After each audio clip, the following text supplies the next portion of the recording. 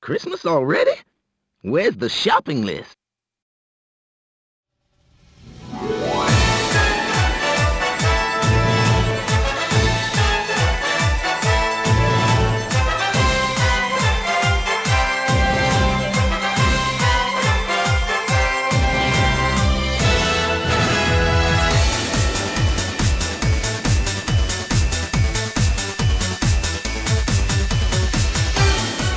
What's new, pussycats? And boy is it chilly out there. Yep, it's Christmas time, and that can only mean an ice-themed countdown is on its way. That or a really weird Skype call, one or the other.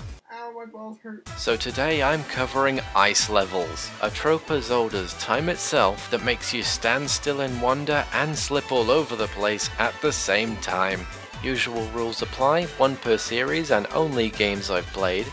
And if the level has snow or ice to any degree, they are fair game. They do not need to have both, either one counts. And with that out the way, wrap up warm people, because winter is coming. I'm Proceleon, and these are my top 10 ice and snow levels.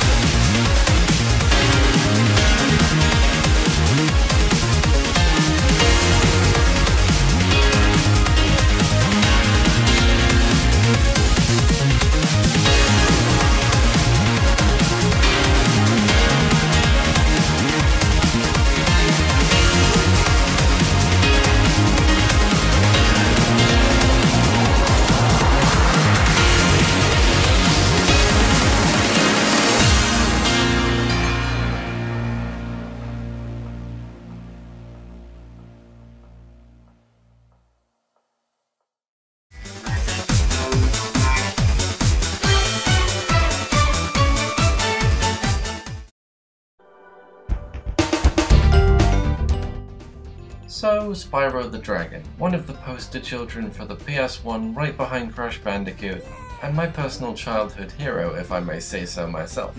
Now when Spyro and Ice level are put in the same sentence, I sometimes see Icy Peak thrown around and usually frozen altars. But let me ask you, why does nobody talk about Wizard Peak?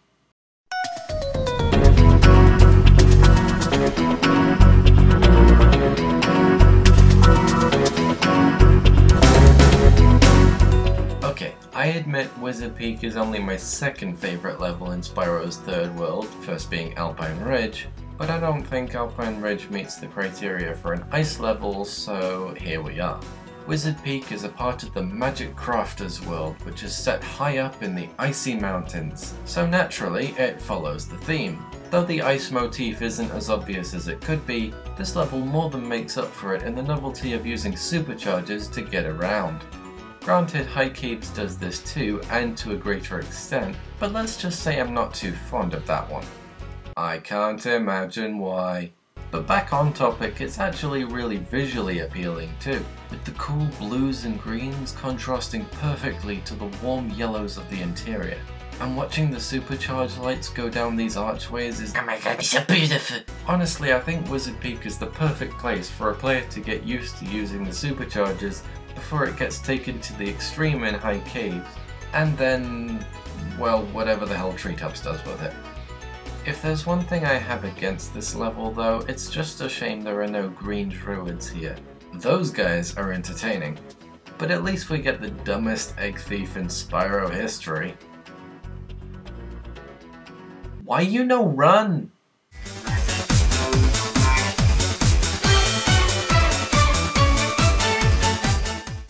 Well, I didn't expect I'd be covering this series again in a hurry, but let's talk about Endless Ocean again, specifically Endless Ocean 2.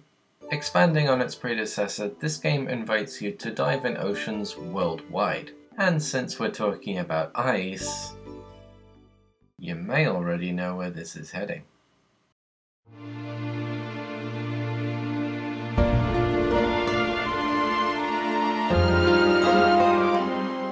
to the ice cap zone, fam. Although it doesn't seem like it from the outside, the Weddell Sea is something of a roller coaster in its brief involvement in the story. The plot of Endless Ocean 2 draws attention to Special Iceberg ASM-16P. That can't seriously be how they name icebergs, can it? Which houses the absolutely stunning Hall of Radiance inside. You even get to help out a spectacled porpoise, which is one of my favourite partners in the game and is adorable. That same porpoise helps you escape when a blizzard kicks up later in the level, which is pretty neat. And when you come back here, you can find whales and even orcas, another animal I'm quite fond of. Unfortunately, the time you get to admire this place is mercifully brief, and it doesn't get that much more impressive the more you explore. Still, I think I can safely say that in this case, Antarctica has never looked cooler. There, you got your ice pun. You happy now?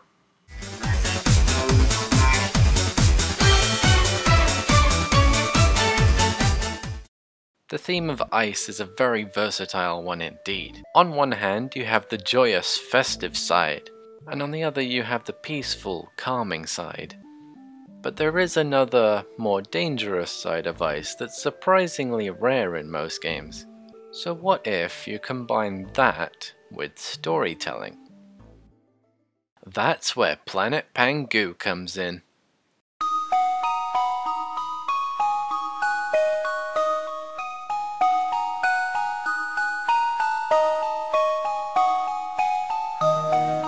Pangu is a level that uses ice to its advantage to demonstrate what the main antagonist is capable of. And despite it only being 2 stages long, it has all its cards on the table from the beginning. When you first arrive on the continent of Flamil, you're greeted by these strange devices that don't exactly take too kindly to being destroyed. And after being introduced to the Ice Walk ability courtesy of the native Firistux, you find that these devices are actually terraforming the already chilly Pangu to make it even colder. After taking care of that, you have your formal introduction with the main villain, Garskutha, who's all too happy to show you his experiments.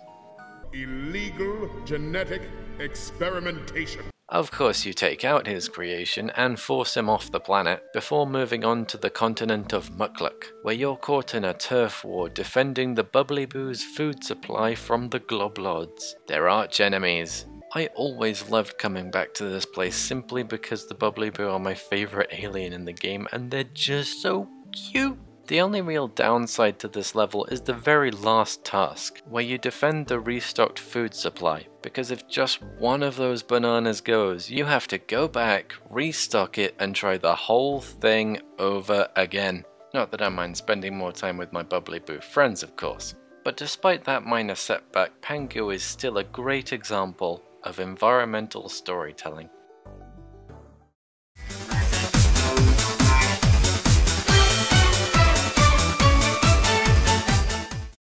You know, when I was browsing my game collection to find candidates for this list, I actually didn't think I'd find that many good ice levels. Surprising how many things come back to you when you're doing this kind of video. In this case, I was sure I was going to have to put one of my honourable mentions at the number 10 spot.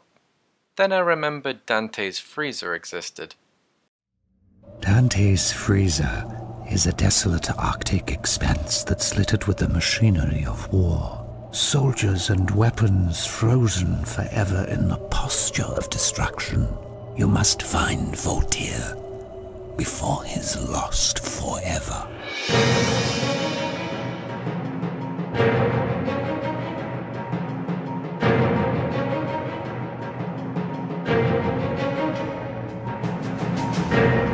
Okay, I know a lot of you will be wondering why I put 2 Spyro games on the list, and it is actually quite simple. My rule is 1 per series, not 1 per franchise. So while both these levels are technically from the same franchise, one is from the classic series and the other is from the Legend of Spyro trilogy, so it counts. Anyway, Dante's Freezer is a level that focuses more on the haunting side of ice. Being set in an old battleground really helps set a lonely and foreboding tone that persists through the whole level. There also seems to be multiple factions here, as Cinder's forces and the resident ghouls will sometimes attack each other, making the world feel like it has its own ecosystem, which is really impressive given the environment. And speaking of Cinder, this is where you get to see her for the first time, albeit not very well. And later on you get introduced to the giant bat enemies known as Dreadwings, who try to drop enemy reinforcements right on top of you. And I mean that literally. Everything you do here fits the theme of a haunted war ruin. From destroying enemy barracks with catapults to dodging airstrikes. And all this topped off with an awesome battle with the Ice King. No, not that Ice King. This Ice King. Certainly Dante's Frieza doesn't overstay its welcome, and it's nice to see such a common level theme being given such a novel twist.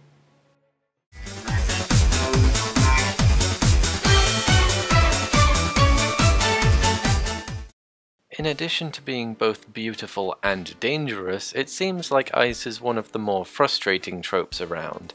That same sentiment can also go for dark levels, as they tend to be widely frowned upon as well.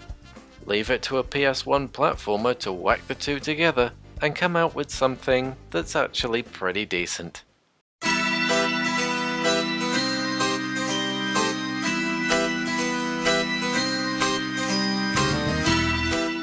Now I'll admit, at first I was going to put Ice Snow him so well on this spot, but in the end I'm glad I stuck through all the ice levels in Croc, because Demon Itzy's Ice Palace is truly unique among the set. Most people would be put off when the first thing you see is an icy pathway leading into darkness, but in this case the darkness is actually quite generous and gives you just enough space to let you see where the hell you're going.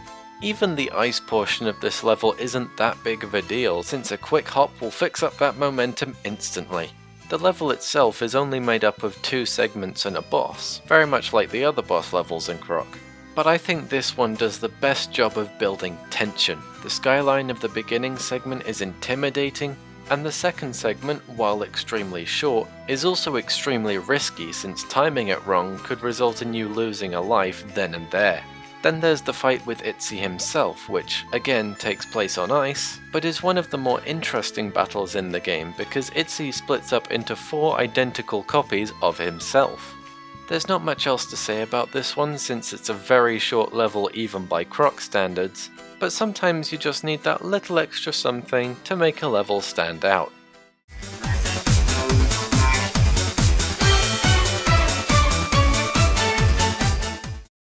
I've noticed there's been a distinct lack of festive cheer on this list.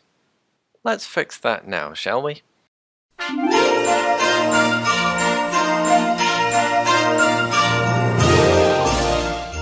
Whoa, who turned the cuteness up to 11? I mean, I know it's an adorable game anyway, but this is too much.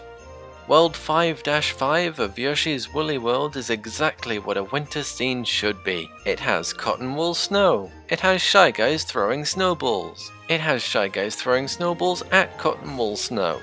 Naturally, shaking said snow loose is the main mechanic here, and making progress usually means making the snow fall to reveal hidden ledges or even climbing on the snow itself to reach higher areas. The simple detail of making the snow out of cotton wool gives this place a really relaxing feel. Couple that with the music that incorporates sleigh bells of all things, and you've got yourself a Christmas level just waiting to go. It also stands out even among the other snow levels, since most of them involve ice in some way. A Little Light Snowfall doesn't rely on ice one bit, meaning you don't have to worry about slipping everywhere, and can focus more on crushing your enemies under snowdrifts instead. What little ice there is here is relegated to the awesome Mega Yoshi segment, where you can, just crash through ice blocks with no effort whatsoever. But outside of that, it's a completely ice-free and beautifully designed level.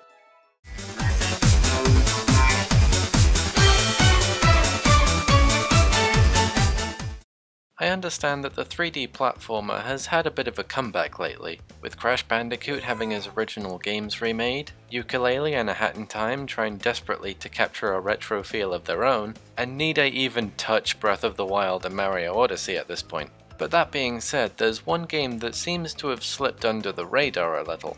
That game is Skylar and Pluck's Adventure on Clover Island. the home of our next entry. Now, looking at the start of Clover Mountain, you'd be forgiven for thinking this is far from an ice level, and to be fair, most of it isn't. The level begins in the gorgeous Lazy Basin, where you get the incredibly useful jetpack power-up, and it sees a lot of use in the following areas, especially the next segment, Bouncy Bay, which is jam-packed with bouncing mushrooms to glide over. But you came here expecting ice, and no need to worry about that, because once you're done here, you move on to the main event.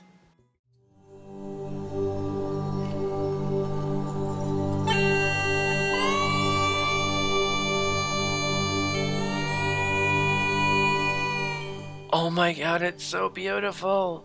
Pale Creek Peak is at the tippy top of Clover Mountain and is absolutely stunning. Going from scenic exteriors to atmospheric cave interiors and then right back to pure eye candy. Climbing Clover Mountain really drives home how much platforming is actually involved in this game, especially when you're swinging over gaps like this without a care in the world. And reaching the top to grab the fuse that you need is so satisfying. And that's not even mentioning the music. I never knew tribal drum beats and bagpipes sounded so good together. Or at least I think they're bagpipes. But the theme that plays here is probably my favorite track in the whole game. Just listen to this for a sec.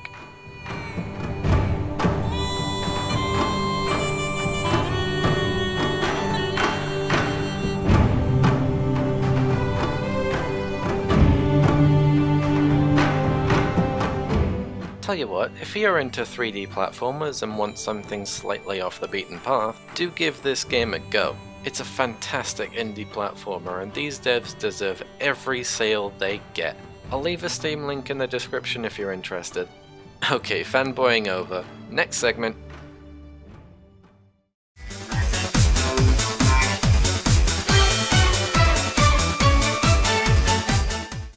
At the beginning of this list I mentioned that Spyro was a huge part of my childhood, but he wasn't the only one.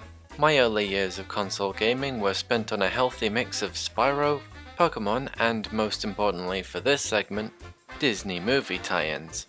Which brings us to Monsters Inc. Scare Island, known as Scream Team in the US, and its Arctic training grounds. I had a hard time deciding, but in the end it came down to either the Sugar Shack or the ski lift. And I've just gotta go with the ski lift.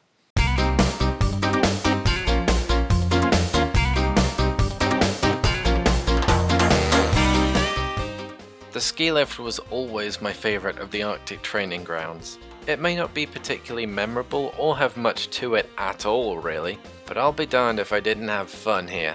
Obviously the main attraction is the ski lift itself, and the moving platforms that take you up to the ski slope, hang on we'll get there in a minute, provide some really good platforming challenges that rely on you having a good sense of timing. The only downside to this particular area is that the platforms are quite far apart. Needless to say, waiting for them can be a pain in the neck sometimes. But even off the platforms things get tricky, with toy snowmen that were actually built by the very nerve robots you're supposed to be scaring here. And that's not even mentioning the one red at the top who tries throwing snowballs at you. The nerve of it all. And then right at the top is a fun, if admittedly hard to control, ski slope section. And as janky as the snowball controls are, it does complete the experience. Plus once you've finished it takes you right back down to the bottom where you started, and you can actually find a shortcut to the top through some breakable ice blocks. This is the kind of smart and creative level design that's sadly lacking in the other 3 Arctic levels. You did good, ski lift. You did real good.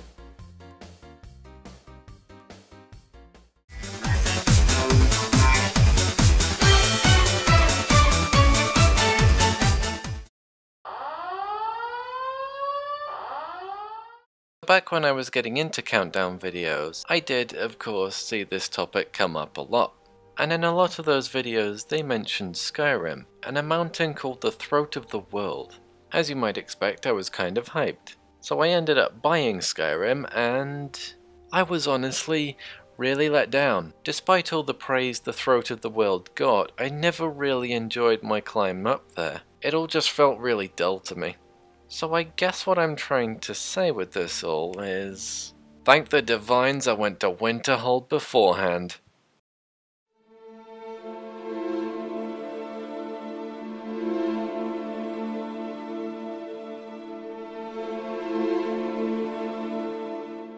As the northernmost city in Skyrim, Winterhold is in quite an interesting position. When you enter the city, it's naturally quite peaceful, as you'd expect a city to be, but actually getting here is a real challenge, making it all the more satisfying when you do finally get here. The city itself isn't all that interesting, it's basically what you'd come to expect at this point. But the main reason you'd be here is for the College of Winterhold. To put it simply, if you're not here for the college, you're basically not here at all. The college's questline is unassuming, at least to start off with, but the places you get to go to and the enemies you have to face because of it are some of the best I've seen so far. I particularly like getting to visit a dwarven ruin, and in a later quest killing a skeletal dragon, before returning to Winterhold and realizing things just got real. Your reward for completing this questline is pretty cool too, since the Staff of Magnus has actually been given proper meaning to you, and you also get to have J'zargo as a follower. And J'zargo's a Khajiit, and Khajiit are awesome. You can resist, can you? I know everything I've said here isn't really related to it being a snow level per se, but sometimes snow doesn't have to relate to anything in the level itself, and in this case it's mostly just there for aesthetics. Still, not bad for a discount Hogwarts. Alright, we're almost at the #1 spot, but first here's some gifts that didn't quite make the Christmas list. Arctic Antics from Crash Bandicoot The Wrath of Cortex. Mount Wario from Mario Kart 8. Egg Roll from Ice Age 3 Dawn of the Dinosaurs. The Iceberg Zone from Poker Park Way Pikachu's Adventure. And the Blackmore Mountains from Dust and Elysian Tale.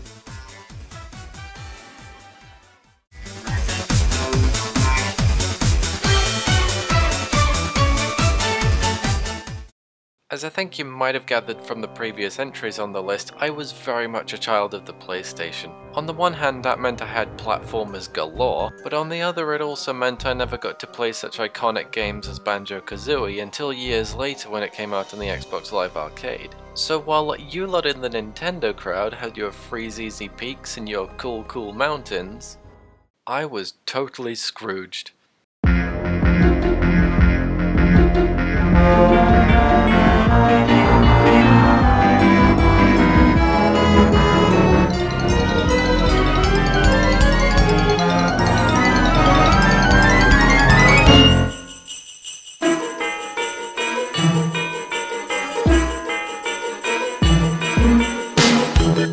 Oh yeah, you want a Christmas level?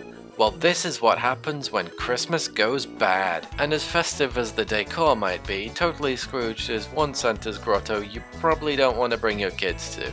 The missions in Gex Deep Cover Gecko are all small tasks that you have to complete in order to gain a remote to unlock the next area. So kinda like Mario 64, but better. The lengthiest of the bunch has to be the Snowboard Challenge, where you have to whack snowboarding elves off their boards. But the second objective is probably the best, that being the Ice Sculpture Challenge, where you have to hit ice pillars scattered throughout the level in order to build, well, ice sculptures. This is the perfect objective for getting you engaged in what the level has to offer. And there is just so much to do here! From bouncing on presents to reach house roofs, to hitting fly coins out of burping soldiers, to swimming, to climbing up waterfalls, to thawing out Rex to unlock him as a playable character, to killing Santa. Wait, what? Oh yeah, I almost forgot the first objective, the mini-boss of this level. As it turns out, there's an evil version of Santa around, and you get his remote by beating him, by sending his own presents back to him. 'Tis the season of giving indeed. So this has been a Tiger Top 10, and if you like what you saw, you can like, comment and subscribe. If you want to leave a suggestion for the next top 10, or just some constructive criticism, you can pop that down in the comments as well. If you want my social links, they will be in the description below. And as always, I'm Proceleon saying Merry Christmas, Happy Holidays, and a Happy New Year.